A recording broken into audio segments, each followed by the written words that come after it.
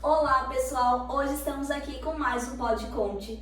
E hoje temos no Pod Conte, né, Ana? O nosso participante, Cláudio, ele veio contar um pouco sobre a trajetória dele, sobre como ele iniciou nessa área dele. Então seja bem-vindo, Cláudio, é um prazer ter você aqui. E a gente quer saber um pouquinho da onde que surgiu, como que você, o que levou você a seguir essa área de palestrante, de cursos, enfim.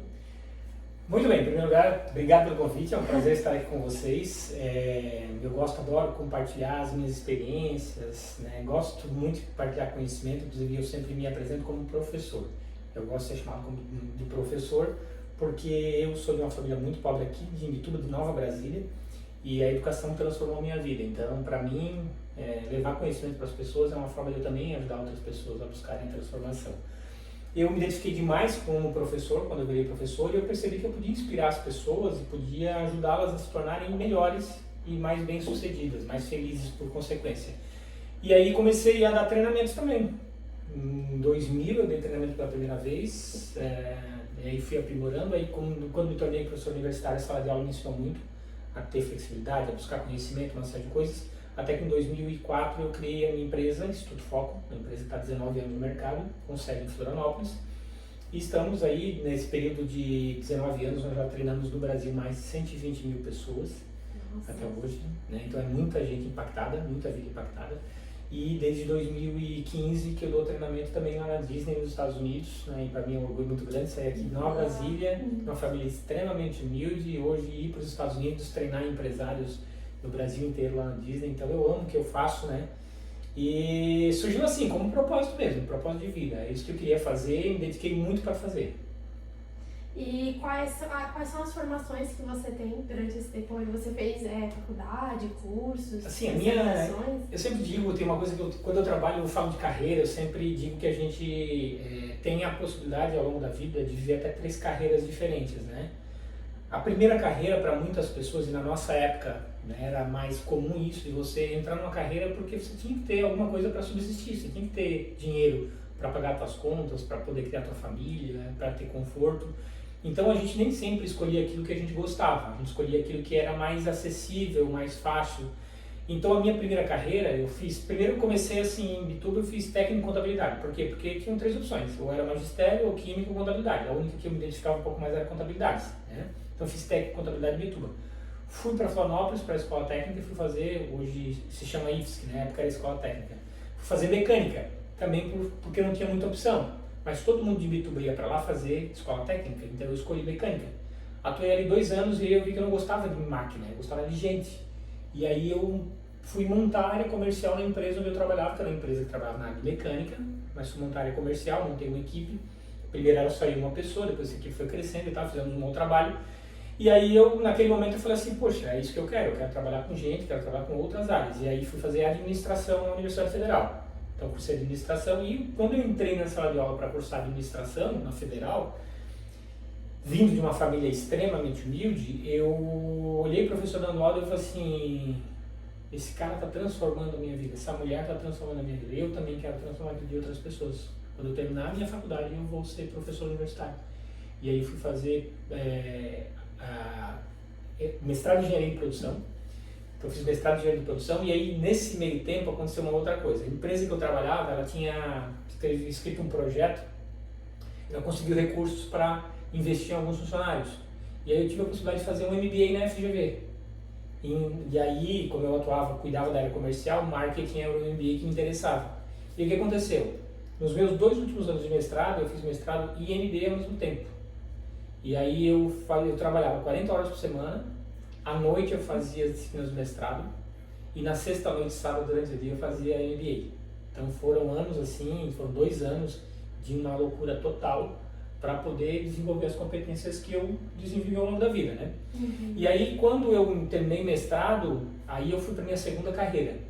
Porque aí sim foi uma carreira que eu escolhi, foi a carreira de professor, é isso que eu quero fazer. E eu hoje poderia até ter uma terceira carreira, porque quando você chega na idade que eu tô, não parece, mas eu tenho 50 anos, quando você chega na idade que eu tô, ou você diz assim, eu vou me aposentar porque já trabalhei demais, ou você diz assim, eu vou fazer uma outra coisa que me dá satisfação. Eu nem uma coisa nem outra para mim. Por quê? Porque eu amo fazer o que eu faço, quero fazer pro resto da vida, não consigo pensar na ideia de se aposentar, porque o combustível para minha vida é transformar pessoas. E, por outro lado, eu não tenho nenhuma outra coisa que me interesse. E não quero parar e não tenho interesse por outra coisa. Então, eu estou na minha segunda carreira e a minha vai ser a última carreira, né? Mas algumas pessoas podem ter até 3 carreiras. Você pode ter uma primeira carreira porque você foi obrigado a entrar numa carreira para poder ter recurso, ter uma vida mais confortável. Uma segunda que você escolhe e uma terceira carreira, que eu digo que é uma carreira assim, para você se divertir. Você já tem um recurso guardado, já tem uma aposentadoria. Você pode, por exemplo, pessoa que ama cozinhar e aí foi para a segunda carreira, fez uma carreira legal, conseguiu ter uma estabilidade e agora tem muita vontade de ter um pequeno restaurante na beira da praia para se divertir. É uma terceira carreira. Então são possibilidades, né? Então assim, eu estou na minha segunda carreira. Eu acho que a minha formação é uma mistura de tudo. Quando eu fiz técnico em contabilidade aqui em Tuba, eu falei assim, eu nunca vou usar isso na minha vida. E aí depois, estávamos conversando aqui um pouquinho antes do nosso podcast, aí quando eu estava na universidade, assumi a coordenação do curso de administração e aí me convidaram para coordenar o curso de contábeis porque eu tinha feito técnico em contabilidade. Então eu sempre digo assim, não tem nenhum conhecimento na vida que não sirva para nada. Um dia você vai precisar. Se a contabilidade é bem ampla também. bem amplo. Envolve administração, Envolve pessoas também. pessoas. Né? Porque querendo ou não, a gente trabalha com o departamento pessoal, com os clientes, com os funcionários, então é bastante coisa mesmo. E quais foram as maiores dificuldades que você enfrentou durante esse período que você trabalha como professor? Na vida pessoal ou na vida na profissão? profissional. Na profissão. Eu acho que a maior dificuldade que eu tive ao longo de toda a minha vida profissional, que eu acho que é algo que é inegociável, é você ter que conviver com conflitos de valores. Esse é o grande problema. Eu já tive algumas funções de executivo, né? Eu fui superintendente do Avaí Futebol Clube, eu administrei o clube de 2010 e 2012. O futebol é uma coisa incrível, assim, eu peguei o Avaí na Série A e eu fui contratado para profissionalizar a gestão do clube. Tenho certeza, consciência que fiz um ótimo trabalho no clube, tanto que o clube se tornou um clube muito organizado de lá para cá. E só que em determinado momento eu comecei a ter conflitos de valores e eu não acreditava mais no que acontecia lá dentro. E aí eu tive que sair. Já tive um cargo público, já fui presidente de uma autarquia municipal. Tive choque de valores, discordava das coisas, precisei sair. Na própria universidade onde eu trabalhei durante 13 anos, chegou um determinado momento que a universidade dizia assim, nós temos que reduzir custo. E nós temos que pegar professores bons, mandar eles embora e contratar professores novos, sem experiência, para reduzir custo.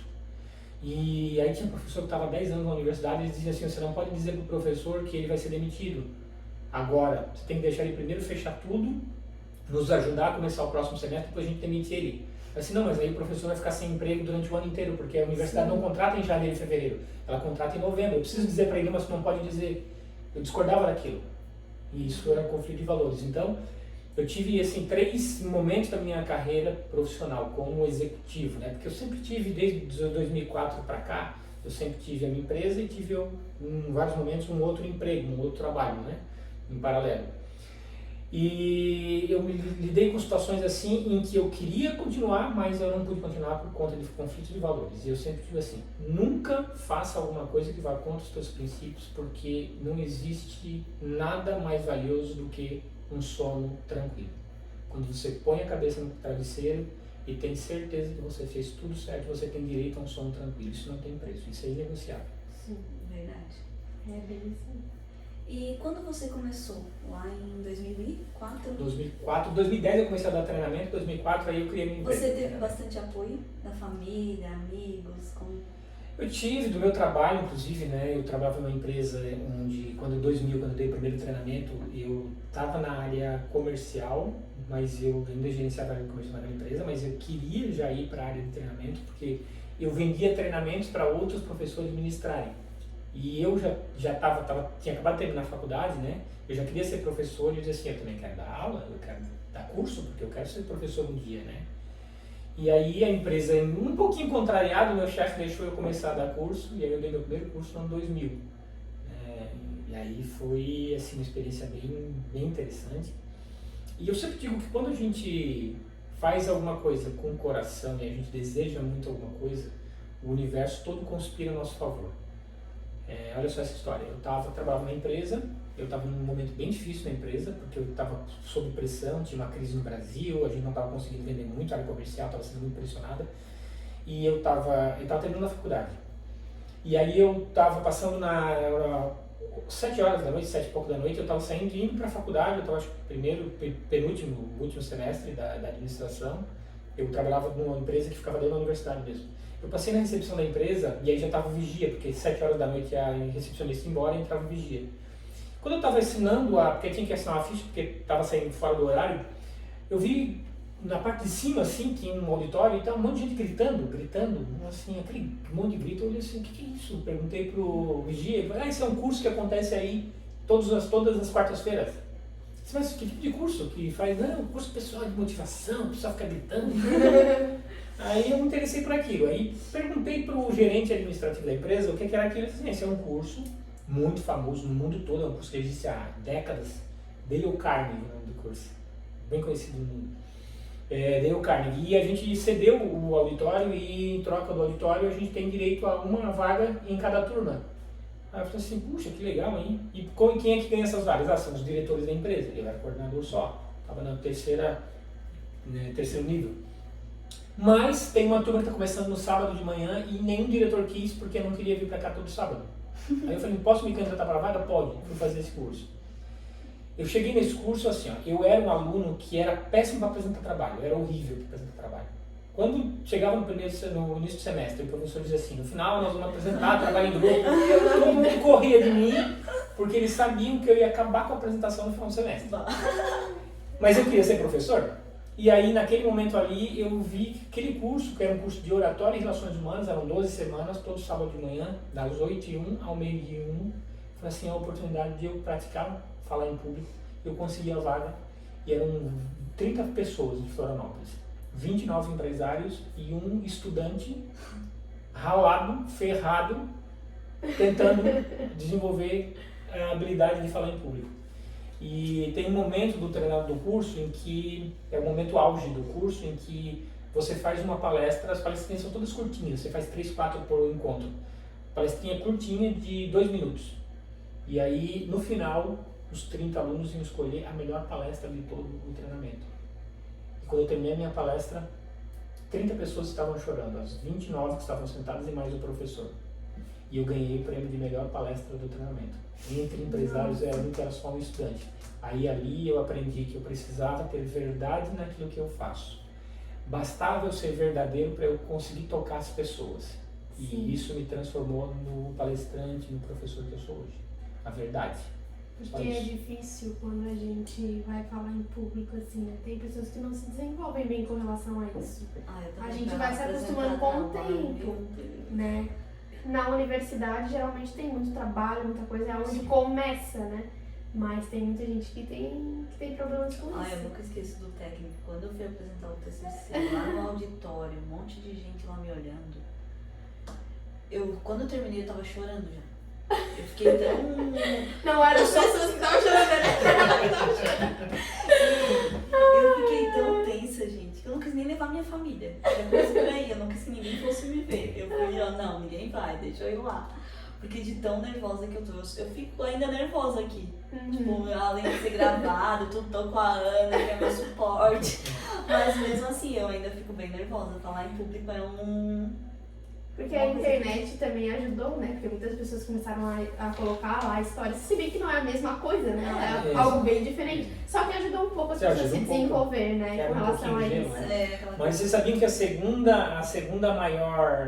maior medo do brasileiro é falar em público, você sabia disso? Não. O segundo maior medo do brasileiro é falar em público. O primeiro é o medo da morte, né? Mas tem gente que prefere morrer do que falar em público. Ela inverte, ela fala em primeiro lugar. É algo que tem que ir desenvolvendo com o tempo, né? E durante todo esse tempo que você trabalha nessa área, você pensou em algum momento de desistir, largar tudo e tentar outra coisa? Nunca. Se identificou totalmente com isso e é isso que tu queres pra vida? Demais, é isso que eu quero pra minha vida. Eu não consigo, eu respiro isso o tempo todo, né? Uhum. Eu não consigo pensar em uma outra profissão, uma outra coisa para fazer. Gosto de fazer outras coisas hoje, né? Eu Eu sou gestor de uma clínica aqui em Bituba, Good Care. Gosto demais, ali é um laboratório, ali é um lugar onde eu coloco muita coisa em prática também, daquilo que eu acredito, né? Então tem coisas que eu gosto de fazer. A saúde, por ser saúde, é algo que me interessa muito, né? Então a única coisa que eu faria diferente do que eu faço hoje, e é algo que eu quero fazer no futuro, já faço um pouco hoje, mas quero fazer no futuro, é trabalho social, né? Tenho um sonho de ter um projeto bem legal, bem grande aqui em Bituba para formar jovens carentes, para dar a eles a oportunidade de ter acesso à educação, empreendedorismo, para eles transformarem a vida deles também. É o que eu quero fazer. É a única coisa que eu diria para vocês assim, que ocuparia um espaço que hoje o meu trabalho ocupa, né? Porque isso é combustível para mim. Assim, eu achei meu propósito mesmo. E agora, a gente quer saber um pouquinho sobre o modelo Disney, para você falar um pouquinho pra gente. Então, o modelo Disney, né, entrou na minha vida assim como professor. Eu estudava muito, a gente estuda sobre todas as teorias, metodologias. E um dia eu contratei um professor para trabalhar na universidade e ele estava lendo um livro da Disney. E aí eu me interessei por aquilo e tal. Um dia ele estava numa viagem e comprou um livro de liderança chamado Criando Magia, liderança, modelo de liderança da Disney. E deu de presente para mim o livro, né? E aí eu li aquilo e falei assim, cara, esse negócio é bom demais, hein? Parece muito bom esse modelo Disney. E aí comecei a estudar um pouco mais, eu e ele demos um treinamento em Florianópolis e tal, e aí eu percebi que aquilo era muito bom. E aí comecei a primeiro botar um pouquinho de Disney nos meus treinamentos, que eu já tinha empresa, né? A minha empresa existia desde 2004, então em 2014, 10 anos depois, eu comecei a falar sobre o modelo Disney. Deu muito certo, percebi que as pessoas, todo mundo conhece Disney, todo mundo tem uma relação de afetividade com a Disney. Com o Mickey, com a Minnie, com as princesas, com as histórias da Disney. Então, quando você quer ensinar alguém a fazer alguma coisa, você não consegue colocar algo dentro da cabeça de uma pessoa se você não tiver a autorização dela. A Disney abria as portas, ela abre as pessoas para o novo, para o conhecimento. Então, a Disney, ela em si só é um modelo incrível, mas o fato de ser uma empresa admirada por todos, quando eu falo usando o mesmo conceito que eu poderia trazer para uma pessoa de uma forma, a mesma inspiração que eu poderia trazer de uma forma, quando eu trago com a Disney sendo a referência, todo mundo se abre, todo mundo aceita, e aí as pessoas gravam muito. Eu uso muito a metodologia de storytelling, né? A metodologia onde você conta histórias, traz o conhecimento contando histórias. Eu uso muito storytelling, a própria Disney é uma referência em storytelling. E aí eu dou treinamento desde 2014, há 9 anos, sobre o modelo Disney. Às vezes eu vou num lugar e encontro uma pessoa, eles, nossa, tu é o cara que deu um treinamento para nós lá em 2015 sobre a Disney. Eu falo assim, isso, onde é que tu és? Eu sou lá de Chapecó, eu sou lá de São Paulo. Nunca esqueço da história que tu contou sobre o cara que era funcionário da equipe da limpeza da Disney, que tratou a menina como princesa. Elas não esquecem a história. E o que acontece? As pessoas depois elas vão se lembrando dessa história e da mensagem que eu trago através da história, e em momentos em que elas estão tristes, felizes, têm que tomar uma decisão, estão indecisas, enfim, elas se lembram daquilo e aquilo ajuda elas. Então eu sou assim apaixonado por isso, né? Estudei todos os 14 livros já escritos hoje no mundo todo sobre Disney, alguns em português, a maioria em inglês. Estudei muito, entrei 60 vezes nos parques da Disney, lá na Califórnia, onde tudo começou. Começou na Califórnia, lá em Los Angeles, na costa oeste dos Estados Unidos. Aí o Walt Disney deu muito certo, não tinha mais como ele comprar terrenos ao redor do parque.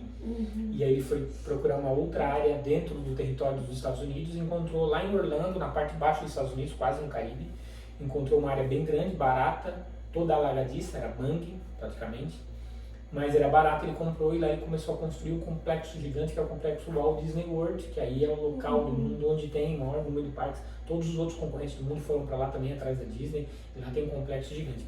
A área da Disney lá, o Walt Disney World lá em Orlando é do tamanho do município de Garopaba, em termos de área construída de parque, né? Do tamanho do município de Garopaba. Você imagina um parque do tamanho do município de Garopaba. E lá a Disney emprega 75 mil pessoas. Ou seja, se você somar toda a população de Imbituba, Garopaba, Imajuí e Paulo Lopes, é o número de funcionários que a Disney tem trabalhando lá em Orlando. Para ter ideia de tamanho, é muito grande, né?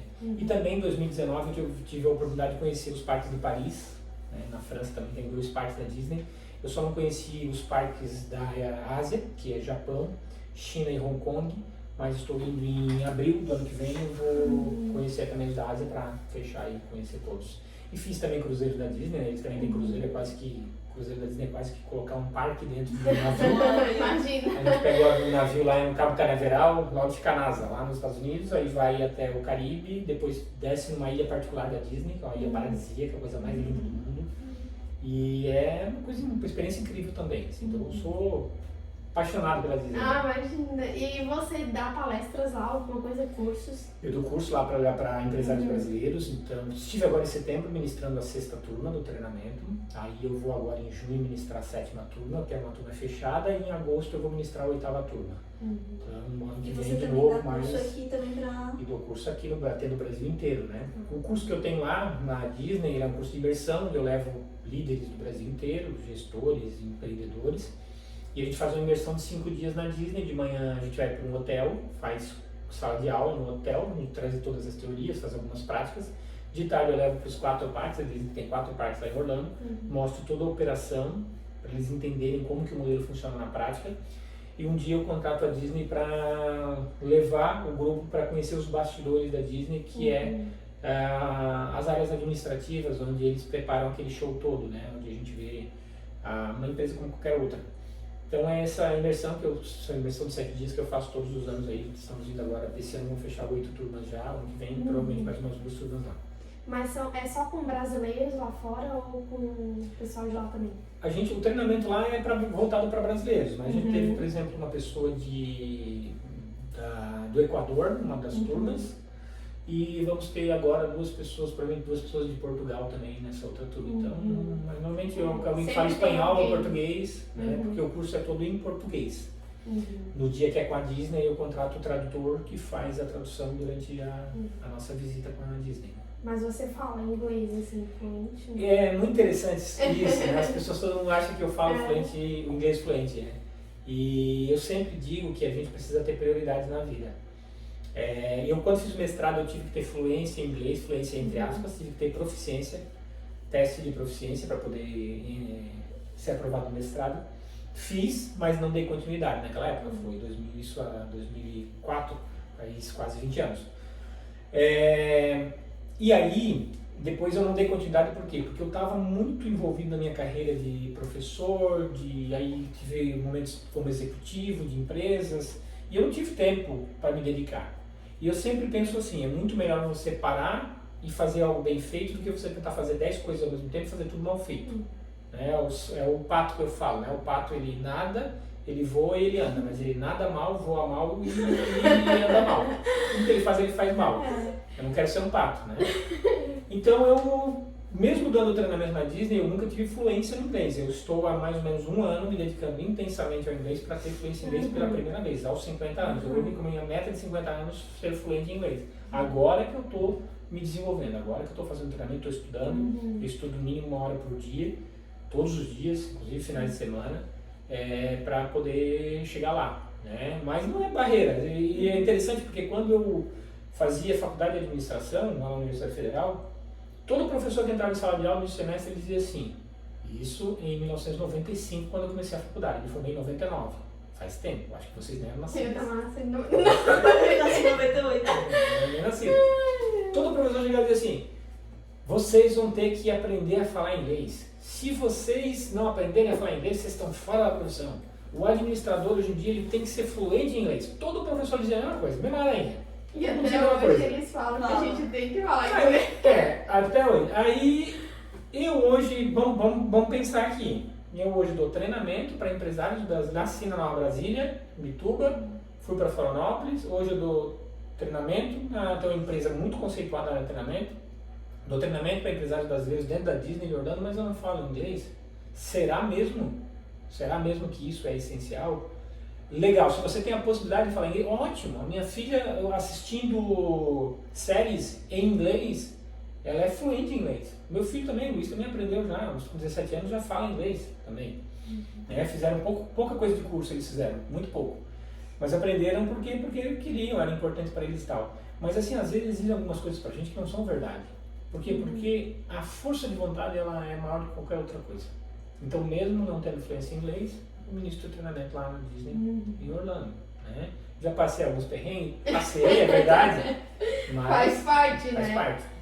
E tem algumas dicas, alguns serviços que você gostaria de compartilhar com quem está começando em alguma área parecida com a sua? Porque hoje a gente vê que está, principalmente com o ambiente digital, com a internet, o pessoal, tem pessoas que querem trabalhar nessa área, palestrante, dando cursos, enfim.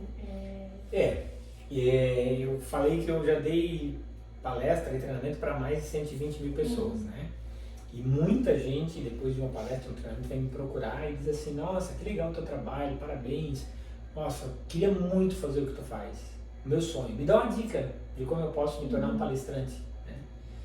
E aí, assim, a dica que eu dou, a maioria não acha muito interessante, né? E digo assim, até um dia desse eu fiz essas contas, tá? Eu li mais de 300 livros, alguns deles eu li várias vezes, eu dei mais de 60 palestras gratuitas para começar a ganhar dinheiro como palestrante. Então eu sempre digo assim, às vezes eu brinco com alguns e digo assim, olha, vai lá, lê 300 livros, dá 60 palestras de graça e depois vem conversar que eu te ensino o caminho das pedras. Eu sempre falo isso para as pessoas, não tem jeito. Se você quiser ser muito bom em alguma coisa, você tem que se dedicar muito. Não tem outro caminho, não tem outro caminho. E é aproveitar a oportunidade. Quando eu comecei a fazer o curso de Dale Carnegie, esse curso de oratória e relações humanas, que eu tive a oportunidade de fazer nos sábados de manhã, eu estava lá na reunião da Associação de Moradores. Aí o presidente da associação, no meio da assembleia, perguntava, alguém queria fazer alguma pergunta? Eu levantava a mão. Depois eu pensava no que é que eu ia perguntar. Alguém quer dar a tua opinião? Eu levantava a mão. Depois eu penso o que eu vou falar. Eu preciso falar. Toda oportunidade que tinha de falar, eu falava. Por quê? Porque é prática, não tem outro jeito. Então, eu tenho que aproveitar as oportunidades de fazer aquilo que eu quero me tornar bom fazendo. Sim. Então, não tem outra solução. Dei muita palestra de graça, para hoje, né, ganhar o que eu ganho como palestrante, né? É por isso que muitas pessoas iniciam e param no meio do caminho. Porque acham que é começar, né, assim, sem estudo, ou enfim, só com o básico, e daí chega na metade do caminho e não suporta aquilo, porque tem que estudar e tem que conhecer sobre o assunto. Senão nunca vai ter algo diferente, um diferencial. E é interessante que você está sempre pesquisando, sempre em busca de novas formas, então isso cada vez fica melhor, na verdade, né? Os cursos, as palestras, tem sempre um diferencial. Assim, tem que ter um cuidado com algumas coisas, né? Nós estamos aqui num podcast, que é veiculado na rede social, a gente tem que tomar alguns cuidados com algumas coisas, né? Porque hoje se vende uma determinada imagem nas redes sociais que não é a imagem real. Vou dar um exemplo para vocês. Eu fui palestrar no evento, tinha mais uns 5 palestrantes mais ou menos nesse evento, e tinha uma pessoa que ia palestrar, que era uma pessoa super famosinha nas redes sociais. Muito famosinha nas redes sociais e tal, com dezenas de milhares de seguidores e tal. E aí, previamente ao evento, fez uma coisa, anunciou que ia participar, um negócio bem legal, assim, caramba. E eu tava numa expectativa enorme para ouvir a pessoa, mesmo eu sendo palestrante experiente, né? Aí quando chego lá, a pessoa sobe no palco, tu não consegue ver, não tem conteúdo. Não tinha conteúdo, não desenrolava, não dava. E aí você assim, caramba, eu achei que a imagem que eu tinha era completamente diferente. Aí pós-evento, a pessoa produziu um vídeo da sua participação no evento, da sua palestra, e jogou o vídeo nas redes sociais, era a coisa mais linda do vídeo. Nossa, você parecia que tinha sido a palestra espetacular, sabe? Porque o vídeo era incrível, lindo demais. Aí você começa a pensar assim, é isso, tem muita gente que é superficial. Se você quer ser muito bom em alguma coisa, você não pode ser superficial, você tem que entrar de cabeça, estudar, mergulhar nas coisas para poder ser muito bom em alguma coisa, não tem outro jeito.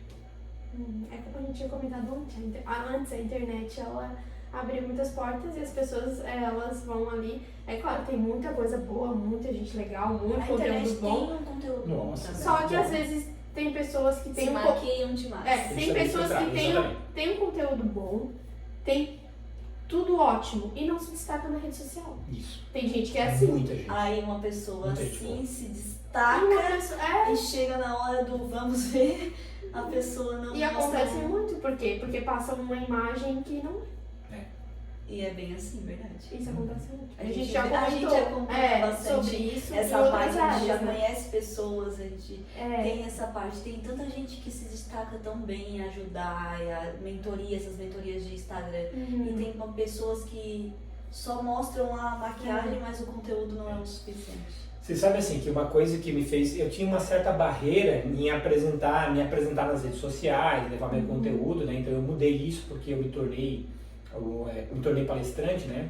E assim, hoje eu olho pro meu feed aqui, eu acho tão bonitinho, meu feed tá ficando tão A gente vai bonitinho. deixar depois o arroba dele pra vocês. Isso, já vou até adiantar, _underline Cláudio Vicente.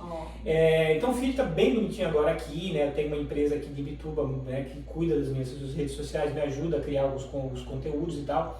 Então eu acho bem legal. E uma coisa que me caiu a ficha recentemente foi o seguinte: eu fui dar uma palestra para uma empresa em São Paulo. Dei uma palestra para uma empresa em São Paulo, e aí a empresa disse assim, a dona da empresa disse assim: nossa, tua palestra, inclusive a mulher, a dona da empresa, ela tinha sido funcionária da Disney há muito tempo atrás. E ela pesquisou nas redes sociais, me encontrou, me acompanhou durante um ano e me contratou para dar uma palestra na empresa dela. Fui lá, dei a palestra na empresa dela e disse assim: Cláudio, nossa, teu conteúdo é muito bom, tua palestra é incrível.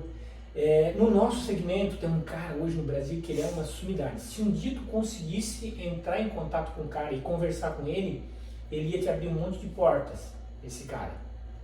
E aí eu peguei e fui para as redes sociais, procurei o cara, ela me falou quem é o cara, e eu olhei assim, o cara tem quase 300 mil seguidores, assim, caramba, e ele trabalha numa área muito restrita, muito específica, né? Assim, cara, olha só que legal. E o cara é muito bom realmente. Aí depois de muito tempo, umas outras semanas, uma pessoa entrou em contato comigo e me pediu uma palestra também, porque tinha visto uma palestra que eu dei em São Paulo e tal, e aí quando eu dei a palestra para ir na empresa, eu fui na empresa. Aí tá, chego lá na empresa para dar a palestra, no evento da empresa, adivinha quem era o dono da empresa? Era aquele cara. E eu terminei a palestra, gente finíssima, cara, empresa incrível mesmo, muito legal. Gente com conteúdo, né? Gente com conteúdo. Sim. E aí eu termino a minha palestra e aí ele vem me dá um abraço assim, cara, muito bom o teu trabalho, parabéns, nós temos que fazer alguma coisa junto, assim, cara, aí me foi a frente assim, ó. Quando você tem conteúdo bom, você tem que fazer isso, tem que ir para as redes sociais, você tem que, às vezes pode ser desconfortável, de repente você se expor de alguma forma, você tem que ir para as redes sociais. Por quê? Para ocupar o espaço das redes sociais com coisa boa, com conteúdo de qualidade. E é isso que eu estou procurando fazer. Agora com o Podfonte a gente começou a conhecer mais as pessoas, a pesquisar mais, foi onde a gente encontrou você, enfim, diversas outras pessoas que já passaram por aqui. E é legal porque a gente começa a ver, quando a gente se junta para pesquisar sobre as pessoas que a gente vai trazer, sobre estudar, a gente consegue enxergar, tipo, o perfil quando ele traz conteúdo realmente relevante, legal. Ele é atraente, assim, chega ali e vê o conteúdo. Não, realmente a pessoa, e quando o conteúdo o perfil é ajeitadinho, bonitinho, arrumadinho e tal, mas o conteúdo não é legal. A gente, foi uma coisa que com o Podconte a gente conseguiu identificar mais isso também.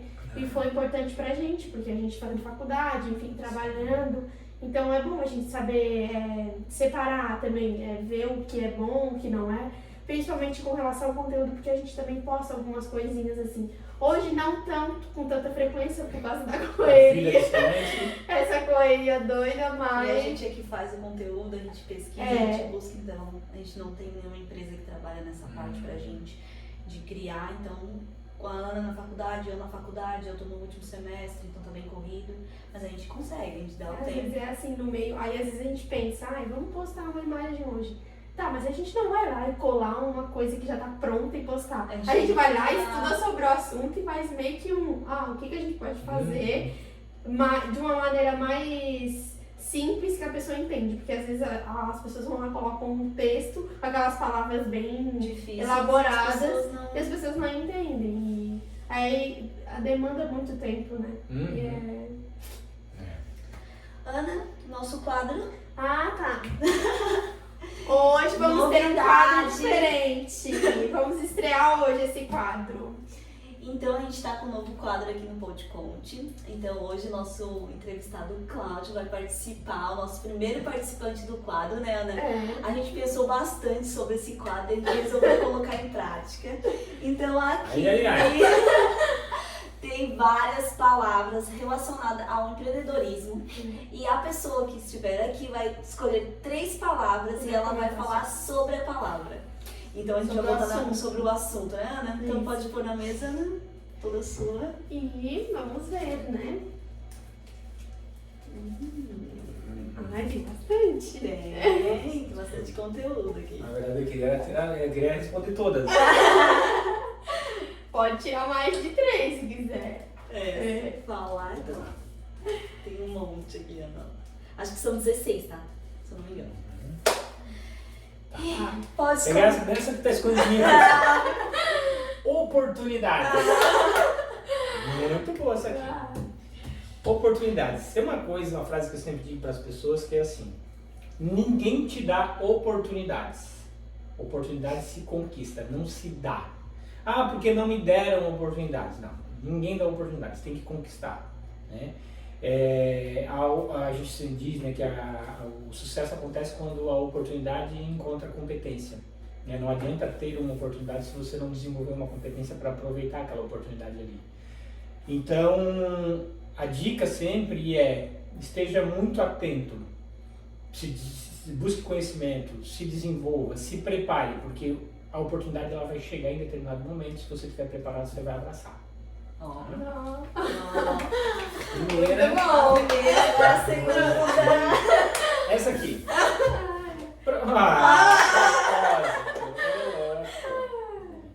Assim, eu desde muito cedo eu era uma pessoa que tinha um propósito de vida. Eu penso muito nisso, né?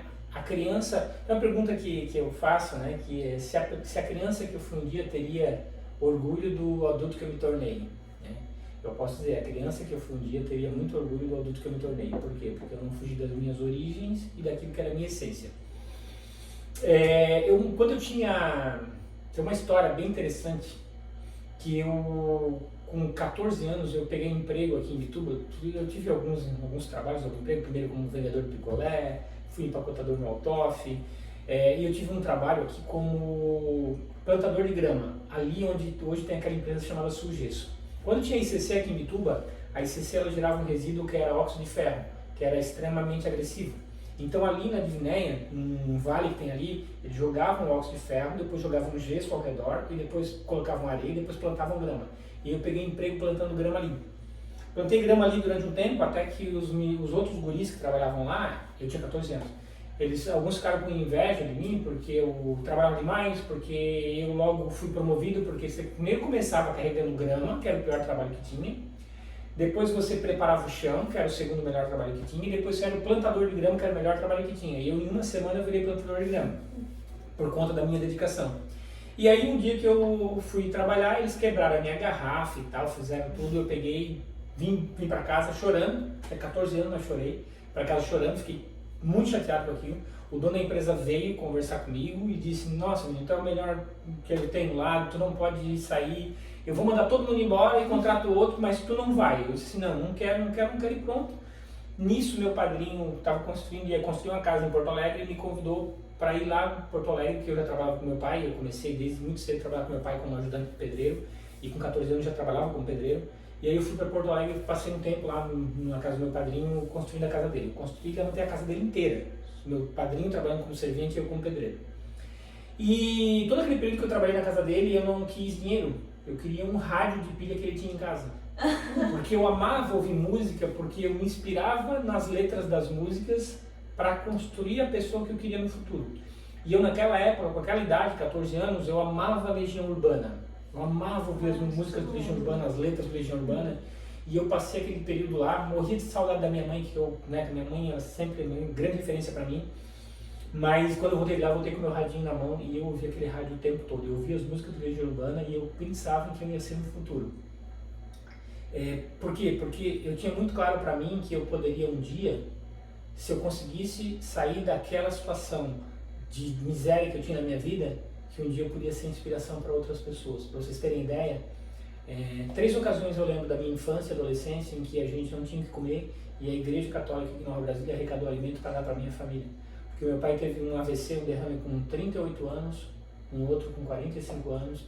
Então a gente passou assim a nossa infância e adolescência toda com dificuldade, sempre passando necessidade de ter que ganhar alguma coisa de outras pessoas para poder ter o que comer. Então eu sempre pensava assim: eu vou me esforçar muito, vou me dedicar muito, um dia eu vou ser alguém, um profissional respeitado, e eu vou inspirar outras pessoas, e isso é o meu propósito. para isso que eu vivo todos os dias, para inspirar pessoas, como meu exemplo. E inspira muitas pessoas. É verdade. Mais de 120 mil pessoas já foram ajudadas. Mais uma? Vamos lá. Eu acho que vai ser mais duas. Progresso. Sobre progresso eu vou falar uma coisa aqui, que me vem agora, né? Eu falei que eu fiz técnico em contabilidade, achava que nunca ia precisar, depois eu acabei usando isso, né? Eu penso que a gente, na nossa vida, é como se a gente tivesse um copo, uma caneca, embaixo de uma torneira, e essa torneira ela vai pingando água, e chega um determinado momento em que a caneca está cheia e uma gota que cai, ela transborda, cai mais uma gota, transborda, mais uma gota, transborda. Para encher uma caneca demora muito tempo. Você demora muito tempo para você construir alguma coisa consistente. Mas quando a caneca está cheia, ela transborda o tempo inteiro. Então, às vezes, as pessoas elas acham que elas não estão progredindo. Mas enquanto você está estudando, enquanto você está adquirindo experiência, enquanto você está aprendendo a fazer coisas novas, você está enchendo a tua caneca. Vai chegar um determinado momento em que ela vai transbordar. Se você tiver paciência para esperar ela transbordar, ela nunca mais para de transbordar. E a minha vida tem transbordado há muitos anos porque eu soube esperar, eu soube investir. E aí o progresso tem. Mais uma, né? Mais uma. Tá gostando. Já que eu tô estreando, claro. Já que é a Vamos pegar essa primeira. aqui. Marketing. Marketing foi a primeira disciplina que eu ministrei na faculdade foi justamente marketing. Quando eu fui dar aula de administração, eu dei aula de marketing, né? E fiz MBA em marketing, trabalhei numa empresa na área de marketing. A minha dissertação de mestrado é na área de marketing, né? Eu vejo o marketing por empreendedor como uma oportunidade de você fazer o seu bom produto chegar a outras pessoas, né? A gente cai de novo naquela história que eu falei das redes sociais, né? Que eu tinha uma certa barreira de me mostrar nas redes sociais, de levar os meus conteúdos, eu queria ser mais reservado, né? Só que quando eu vejo que o marketing é uma ferramenta que pode me fazer levar o meu bom produto para os outros, eu tenho que usar ele sem moderação, preciso usar marketing. Então, nunca deixem de fazer marketing quando você tem um bom produto ou um bom serviço. É fundamental, é o coração da tua organização. Coloca como um custo fixo teu. Investir em marketing é um custo fixo que faz parte do teu negócio. Você não pode, assim como você tem que pagar imposto, você tem que fazer marketing também. Hoje O marketing está bem alta. Bem alta. E ainda tem empresa que não acredita no marketing. Infelizmente. Mais uma. Mais uma. Pra dar 5, vai começar assim. Essa aqui. Ah, Fraquezas. Puxa, não tinha uma forma melhor de a gente lidar com isso, de a gente terminar isso aqui, mas assim, fraquezas, né? Todos nós temos fraquezas. Todos nós temos fraquezas. E eu penso que a gente tem que buscar corrigir determinadas fraquezas que a gente tem. Eu acho que a única razão da nossa existência, a maior razão da nossa existência aqui é a gente se tornar melhor a cada dia. A gente se tornar melhor a cada dia é também preencher as nossas fraquezas, mas ninguém tem que ser o herói também. A gente precisa admitir que tem determinadas fraquezas, né? E muitas das nossas fraquezas vão nos causar derrota. Só que a gente não pode deixar que a derrota acabe com os nossos sonhos. Por quê? Porque na derrota está o aprendizado. No erro está o aprendizado. Duas frases e histórias de inspiração que eu posso trazer aqui para falar sobre fraqueza. Uma delas, né, é que um dia um cara queria encontrar um sábio e queria que o sábio dissesse para ele qual era o segredo da felicidade. E ele foi encontrar com um sábio e aí perguntou qual o segredo da felicidade. E aí o sábio disse assim: o segredo da felicidade é tomar decisões certas. E aí ele perguntou: mas como que eu posso tomar decisões certas? E o sábio disse assim: adquirindo experiência.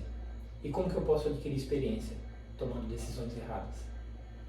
Então a felicidade ela passa por tomar decisões erradas, passa por admitir que temos fraquezas, deixar as nossas fraquezas causarem determinados erros na nossa vida, mas é a experiência que vai nos transformar numa pessoa melhor. E uma outra que é uma frase do do Nelson Mandela, que eu gosto demais, né, e é um lema para minha vida. Ele dizia assim: eu nunca perco, ou eu ganho ou eu aprendo. Eu nunca perco, ou eu ganho ou eu aprendo. Se eu não ganhei, eu vou aprender com a minha derrota. E eu acho que isso faz parte do lidar com as nossas fraquezas. Passei no teste do quadro novo? Maravilhoso, adoramos. E para encerrar o nosso podcast de hoje, a gente queria saber se você tem uma frase que inspira você, que lá no começo, lá em 2000, quando começou tudo, sua carreira, qual é a frase que inspira? Porque todo mundo tem uma frase que a gente, aquela frase me inspira, me faz não desistir, e a gente queria saber qual é a sua. Pode ser duas? Pode. Uma delas, eu faço corridas, né? Eu sou sou atleta amador, sou praticante de corrida. Tem alguns que dizem que não sou tão amador assim, porque eu já fiz um desafio que não sei se vocês sabem, mas eu paguei uma promessa e eu vim de Florianópolis até Imagui correndo. Foram 110 km correndo, eu fiz isso em 2012, 15 horas correndo, então eu corro. E eu tenho um cara que é uma inspiração muito grande para mim na corrida, que é um cara que morreu muito jovem, aos 24 anos, ele é considerado por nós atletas o maior atleta de corrida de todos os tempos. O nome dele é Steve Prefontaine, um americano, e ele tinha um jeito de correr que ninguém entendia, porque ele era meio suicida. Todo mundo usava estratégia na hora de correr para poder chegar na frente, ele não usava estratégia, ele dava tudo que ele tinha de melhor na hora que ele largava. E as pessoas achavam que ele deveria correr de uma outra forma. E aí ele dizia sempre que ele não estava ali, ele não corria para ganhar, né? Ele corria para inspirar. E uma frase dele que eu amo, que ela inclusive ela está no meu, você conversa comigo no meu WhatsApp, você vai ver a minha frase aqui, que dar menos que o seu melhor é sacrificar o seu dom. Se você sair de casa para entregar menos do que o teu melhor, você está sacrificando um dom que você tem. E dom não é para economizar, dom é para entregar para o mundo, para fazer a diferença no mundo. Essa é uma frase que é uma grande inspiração para mim, eu vivo isso todos os dias. E não podia deixar de também falar uma frase do Walt Disney, né? Quando eu dou meu treinamento na Disney, a gente tem uma camiseta, dois modelos de camiseta que os participantes usam lá, e uma delas é aquela frase, épica frase do Walt Disney: se você pode sonhar, você pode realizar. Então sonhe. É isso. Muito boa, né? Muito As duas bom. frases bem inspiradoras mesmo. E como a gente já viu tantas frases, né? Tão bom, porque A gente, todos os participantes que já vieram aqui, as pessoas que tem uma frase que leva pra vida, que tá no perfil do Instagram, que tá no perfil do WhatsApp, que motiva. Isso é tão bom, né? é ótimo isso. E hoje a entrevista foi muito boa. Foi muito boa. Foi uma Nossa. conversa muito boa. Obrigado. A gente queria agradecer, Cláudio, por ter participado, por ter aceitado o nosso convite. Essa entrevista já estava marcada há bastante tempo, gente. Já faz bastante tempo que a gente marcou, porque ele é cheio de compromissos. Ele é uma pessoa cheia de compromissos. Então essa entrevista já estava marcada. A gente queria muito que ele viesse no podcast e o dia chegou. Então assista, compartilhe com as pessoas, porque esse podcast vai ser bem especial, vai motivar muitas pessoas. E é isso. É o nosso objetivo, motivar as pessoas a acreditar no seu sonho, né, Ana? Então a gente queria muito que vocês compartilhassem, que vocês se inscrevessem no nosso canal, mandassem para os amigos que são empreendedores, né, Ana? E a gente vai estar deixando as redes sociais do Cláudio ali. Pra quem tiver interesse, às vezes quer conversar, enfim, algum assunto. Quer levar o Cláudio para dar um curso na sua empresa, Dá cursos em empresa também, né? Sim, aqui em Pirituba, eu tô bem feliz que a gente já fez, acho que do ano passado para esse ano, umas 8 empresas aqui em Pirituba. Legal. Isso é bem importante, tá? Oportunidade para os empresários, e como a gente já comentou isso outras vezes, a importância de ter palestras, cursos, de levar isso para dentro da empresa é muito importante.